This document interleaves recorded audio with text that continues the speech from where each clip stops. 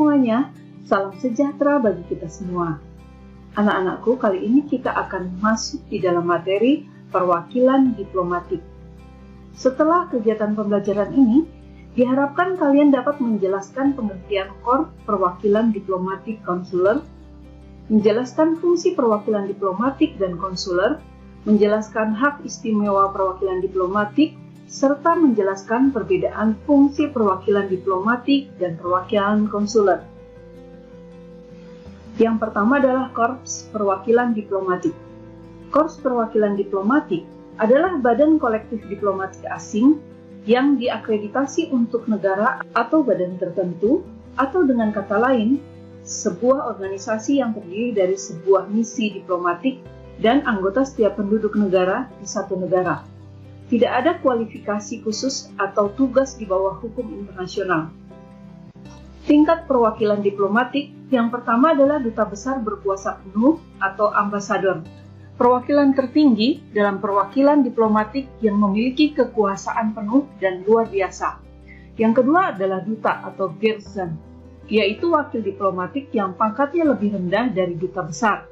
Yang ketiga adalah Menteri Residen, yang hanya mengurus urusan negara dan tidak berhak mengadakan pertemuan dengan kepala negara tempatnya bertugas. Yang keempat adalah kuasa usaha. Kuasa usaha yang tidak diperbantukan kepada kepala negara. 5 atase yang dibagi 2, yaitu A. Atase pertahanan memberikan nasihat di bidang militer, B. Atase teknis, perdagangan, perindustrian, dan bidang lain membuat paspor dan pencatatan sipil. 2. Perwakilan diplomatik mempunyai hak-hak istimewa dalam menjalankan tugasnya. Para pejabat diplomatik mewakili adalah pejabat negara, pengirim, dan mewakili kepala negaranya. Karena itulah, ia mendapatkan hak istimewa dan kekebalan. Sebab dengan adanya pemberian itu, maka negara penerima dianggap menghormati kedaulatan negara pengirim. Pemberian hak-hak kekebalan dan keistimewaan itu hanya didasarkan pada kebutuhan fungsional agar para pejabat diplomatik dapat melaksanakan tugasnya dengan baik. Teori ini dianggap dapat memberikan batasan atas semua hak-hak itu, sehingga digunakan menjadi ketentuan dalam Konvensi Wina tahun 1961. Hak-hak istimewa perwakilan diplomatik antara lain, yang pertama adalah hak imunitas, yaitu hak yang menyangkut pribadi seorang diplomat, serta gedung perwakilan, termasuk tidak tunduk kepada yurisdiksi atau hukum di negara tempat bertugas, baik perkara perdata maupun pidana, namun dapat diusir atau dikembalikan ke negara asalnya. Yang kedua adalah hak ekstrateritorial, yaitu hak kebebasan diplomat terhadap negara perwakilannya, termasuk halaman bangunan serta perlengkapannya, serta bendera, lambang negara, dokumen, surat-surat lainnya yang bebas sensor. 3. Korps konsuler.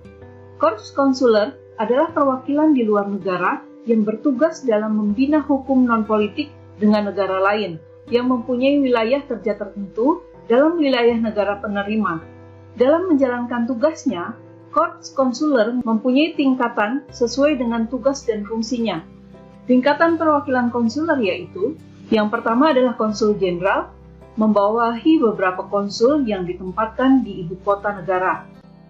Yang kedua adalah konsul dan perwakilan konsul, mengepalai suatu kekonsulan yang kadang-kadang diperbantukan kepada konsul jenderal.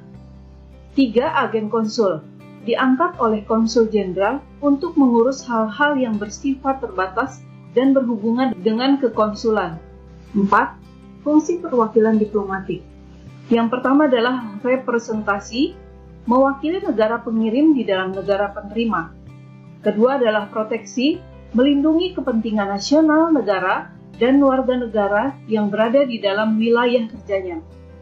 3. Observasi, melaksanakan pengamatan, penilaian, dan pelaporan. 4. Negosiasi, mengadakan persetujuan dengan pemerintah dari negara-negara penerima.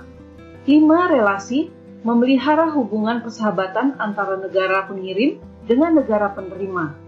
Perbedaan perwakilan diplomatik dan konsuler. Korps diplomatik yang pertama, memelihara kepentingan negaranya dengan memelihara hubungan pejabat-pejabat pusat. Yang kedua, berhak mengadakan hubungan yang bersifat politik. Yang ketiga, satu negara mempunyai satu perwakilan diplomatik. Yang keempat, mempunyai hak ekstrateritorial. Sedangkan korps konsuler yang pertama memelihara kepentingan negaranya dengan melaksanakan hubungan dengan pejabat-pejabat tingkat daerah. Yang kedua, berhak mengadakan hubungan yang bersifat non-politik. Yang ketiga, satu negara mempunyai satu perwakilan diplomatik. Dan keempat, tidak mempunyai hak ekstrateritorial. Mulai dan berakhirnya perwakilan diplomatik dan korps konsuler. Mulai berlakunya perwakilan diplomatik yaitu saat menyerahkan surat kepercayaan atau letter de credence, pasal 13 Konvensi Wina tahun 1961. Sedangkan perwakilan konsuler mulai berlakunya ketika dia harus memberitahukan kepada halayak negara penerima.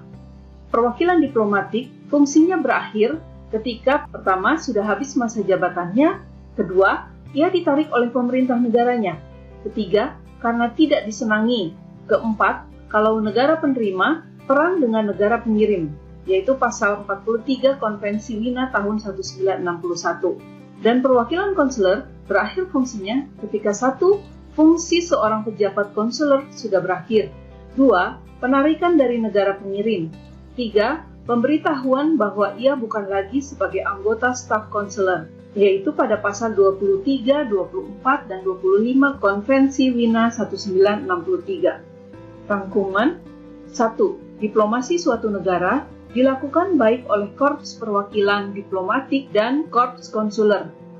Korps perwakilan diplomatik adalah badan kolektif diplomat asing yang diakreditasi untuk negara atau badan tertentu. Atau dengan kata lain, sebuah organisasi yang terdiri dari semua misi diplomatik dan anggota setiap penduduk negara di suatu negara. Tidak ada kualifikasi khusus atau tugas di bawah hukum internasional. 2. Korps perwakilan diplomatik terdiri atas duta besar berkuasa penuh, duta, kuasa usaha, menteri residen, atase-atase.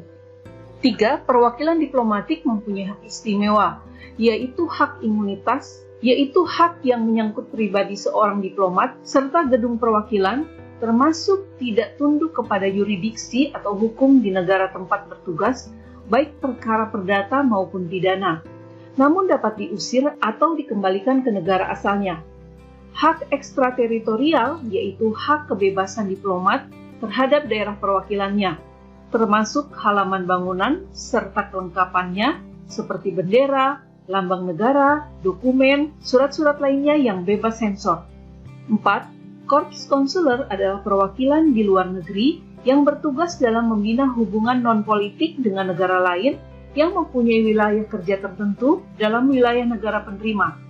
5. Fungsi perwakilan diplomatik dan perwakilan konsuler dijamin oleh hukum internasional. Selanjutnya, kerjakan tugas-tugas berikut ini.